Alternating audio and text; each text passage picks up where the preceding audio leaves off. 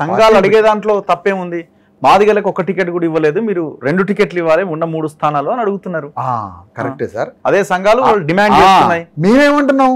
అడగడము కరెక్టే. ఇగో నీవు నీ పార్టీలో అగ్రవర్ణ పార్టీలు నీవి, నీ పార్టీలలో మా ప్రజలకి ఎన్ని టికెట్లు ఇస్తున్నావని ప్రశ్నిస్తాం. ఖచ్చితంగా ప్రశ్నించే హక్కు ఉన్నది. కానీ దానికి ప్రత్యామ్నాయం ఏంటి? ప్రశ్నించి ఆ పార్టీలో అణగారిన కులాలకి 1-2 టికెట్లు అడుక్కొని అక్కడికే ఆగడమా? ఆ పార్టీలకు అభిముఖంగా 90% ప్రజల తరఫున రాజకీయ వేదిక నిర్మించడమా? ఏది అంబేద్కర్ సిద్ధాంతం అయితే చెప్పండి. మీ పార్టీలో అట్లా అనుకున్నప్పుడు ఒక తెలంగాణ ఉద్యమం వచ్చింది.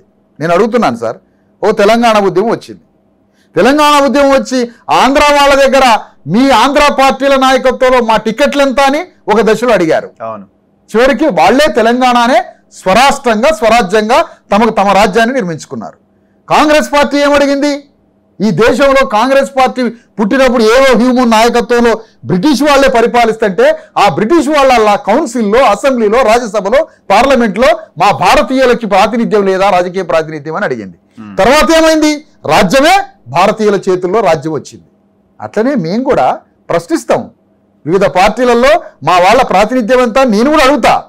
అడిగేది మీ పార్టీలు చేసే మోసము, దోపిడీని పరిశీలించి దాన్ని ప్రజలకి వివరించడానికి అడుగుతాం. కానీ అంతిమంగా ఏం చేయాలి? అంబేద్కర్ సిద్ధాంతం, జ్యోతిరావు ఫూలే సిద్ధాంతం ప్రకారం నీవే మీ ప్రజల తరఫున ప్రత్యామ్నాయంగా ఒక రాజకీయ వేదిక నిర్మించాలి.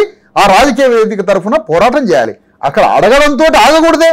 అక్కడ అడిగినంత మాత్రాన లేదా వాళ్ళు ఒక కులానికి టికెట్ పారేసినంత మాత్రాన నీ రాజకీయ పోరాటాన్ని ఆపుతావా? అది అంబేద్కర్ సిద్ధాంతం అయిద్దా? వాళ్ళని వాళ్ళ అగ్రవర్ణ గుత్తాధిపత్యాన్ని ప్రశ్నించడానికి అడుగుతాం ఖచ్చితంగా. కానీ ద సేమ్ టైం మా రాజ్యాన్ని నిర్మించడానికి మాకు ఒక రాజకీయ ప్రత్యామ్నాయం ఉండాలి. అసలు మీరు ఇచ్చిన టికెట్లకి ఇవాళ బీజేపీ, కాంగ్రెస్, బీఆర్ఎస్ ఇచ్చిన టికెట్లకి ఏం కంపారిజన్ మీరు సూచిస్తారు? ఏం చెప్తారు మీరు? ఏం చెప్పడం ఏంటి సార్? అంటే నేను అంటున్నా కంపారిజన్ ఎట్లా మీరు నేను అంటున్నాను సార్, మీరు ఆ తేడాను వివరించే ఎగ్జాక్ట్లీ. ఇప్పుడు ఒక భారతీయ జనతా పార్టీ ఉంది. ఈరోజు కార్పొరేట్ శక్తులు వాళ్ళు 5-6 బీసీలకు ఇచ్చిన అదే చెప్తున్నాను సార్. ఈరోజు భారతదేశంలో భారతీయ జనతా పార్టీ ఉంది, కాంగ్రెస్ పార్టీ ఉంది. ఈ కాంగ్రెస్ పార్టీ, భారతీయ జనతా పార్టీలు ఎవరిని మోస్తున్నాయి? అగ్రకుల కార్పొరేటు, ఒక వరల్డ్ వైడ్గా ఉన్నటువంటి లక్షల కోట్ల ధనవంతుల యొక్క అగ్రకుల మరి క్యాపిటలిస్ట్ రాజ్యాన్ని నిర్మించడమేగా 2 పార్టీల యొక్క లక్ష్యం. అగ్రకుల క్యాపిటలిస్ట్ పెట్టుబడిదారి రాజ్యాన్ని నిర్మిస్తున్నారు ఈ 2 పార్టీలు. దాని తర్వాత అదే దోవలో స్థానిక పార్టీలు కూడా, అది బీఆర్ఎస్ కావచ్చు, లేదా మరో పార్టీ కావచ్చు, లేకపోతే ఒక జగన్ పార్టీ కావచ్చు, టీడీపీ పార్టీ కావచ్చు. ఈ పార్టీల అన్ని ప్రయాణాలు ఏంటి? అగ్రకుల ధనవంతుల రాజ్యాన్ని నిర్మించడం, అగ్రకుల పెట్టుబడిదారి రాజ్యాన్ని నిర్మించడం. వాళ్ళు ఎలాంటి అభ్యర్థులను పెడతారు? వాళ్ళ పార్టీల అభ్యర్థులు వేల కోట్ల రూపాయల, వందల కోట్ల రూపాయల, లక్షల కోట్ల రూపాయల పారిశ్రామికవేత్తలను తీసుకొచ్చి ఎన్నికల్లో నిలబెడతారు.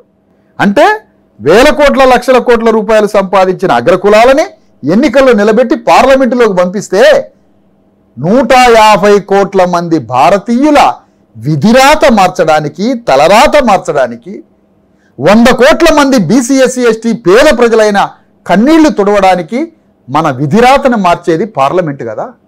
ఆ పార్లమెంట్లో పోవాల్సింది ఎవరు రఘు గారు? వేల కోట్లు ఉన్నటువంటి పెట్టుబడిదారులు పోవాలా?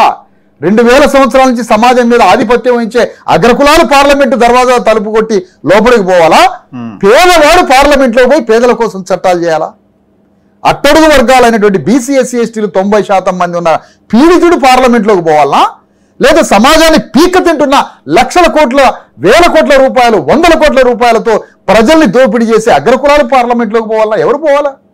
అందుకనే ధర్మ సమాజ్ పార్టీ ఈరోజు 15 మంది అభ్యర్థుల్ని ఎవరైతే పేదలు ఉన్నారో పేదలే అర్హతగా, పేదరికమే అర్హతగా పేదలైన బీసీ, ఎస్సీ, ఎస్టీలకి ధర్మ సమాజ్ పార్టీ ప్రాతినిధ్యం వహించి వాళ్ళకి టికెట్లు ఇచ్చి పార్లమెంట్లో బొమ్మని టికెట్లలో ఎన్నికలలో పోరాడుతున్నాం మేము.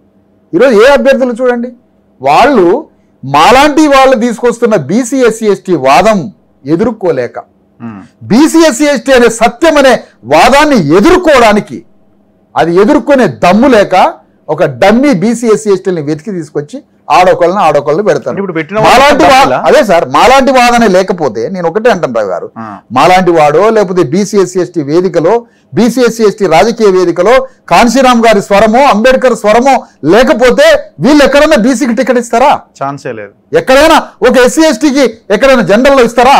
ఎస్సీ ఎస్టీ నియోజకవర్గాలు ఆ రోజు అంబేద్కర్ సృష్టించబట్టి ఎస్సీ ఎస్టీలకు టికెట్లు ఇస్తున్నారు.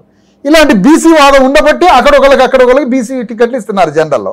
లేదంటే వీళ్ళ బీసీలకు టికెట్లు ఇచ్చేది లేదా? వాళ్ళు నిలబెట్టిన బీసీ వాళ్ళు పార్లమెంటులో మాట్లాడతారా? ఈరోజు భారత పార్లమెంట్లో బీసీ అభ్యర్థులు ఉన్నారు, 80 మంది ఎస్సీ ఎస్టీ ఎంపీలు ఉన్నారు సార్.